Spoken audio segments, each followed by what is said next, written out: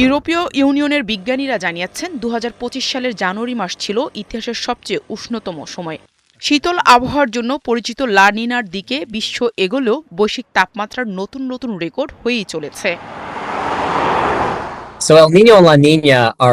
এল নিনো এবং লা নিনা একই মুদ্রার দুটি দিক। এল নিনো দক্ষিণের অংশ, যা এই বিশাল মহাসাগরীয় বায়ুমণ্ডলীয় সঞ্চালন যা প্রশান্ত মহাসাগর জুড়ে প্রায় ২ থেকে ৭ বছর ঘটতে পারে। এল নিনো বোঝায় যখন মধ্য ও পূর্ব প্রশান্ত মহাসাগরের জলরাশি উষ্ণ হয়। ইইউর কপারনিকাস ক্লাইমেট চেঞ্জ সার্ভিসের এক প্রতিবেদনে বলা হয়, গত ১৯ মাসের মধ্যে ১৮ মাসই বৈশ্বিক গড় তাপমাত্রা প্রাক শিল্পযুগের তুলনায় ১.৫ ডিগ্রি সেলসিয়াসের বেশি ছিল। তবে ২০২৪ সালকে ইতিহাসের সবচেয়ে উষ্ণ বছর বানাতে সহায়তা করা এল নিনো থেকে বিশ্ব এখন ধীরে ধীরে সরে আসছে।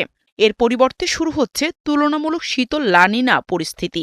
সাধারণত প্রশান্ত মহাসাগরের নিরক্ষীয় অঞ্চলের পানিকে ঠান্ডা করে বৈশ্বিক তাপমাত্রা কিছুটা কমায় লা নিনা। এটি এমন নয় যে এল নিনো বা লা নিনা একটি ঝড়ের মতো। এল নিনো এবং লা নিনা ল্যান্ডফল করতে যাচ্ছে না। তারা যা করে তা হল নির্দিষ্ট ধরনের প্রাকৃতিক দুর্যোগ বারবার ঘটাতে থাকে। উদাহরণস্বরূপ, এটি উত্তর গোলার্ধে গড়ের চেয়ে বেশি বৃষ্টিপাত ঘটায় অথবা সাধারণভাবে গড়ের চেয়ে কম বৃষ্টিপাত ঘটতে দেয়।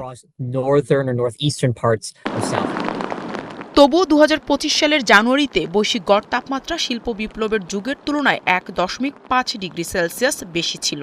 কপারনিকাস জানিয়েছে, এল নিনো ও লা নিনার মধ্যবর্তী এক নিরপেক্ষ অবস্থায় ছিল বিশ্ব।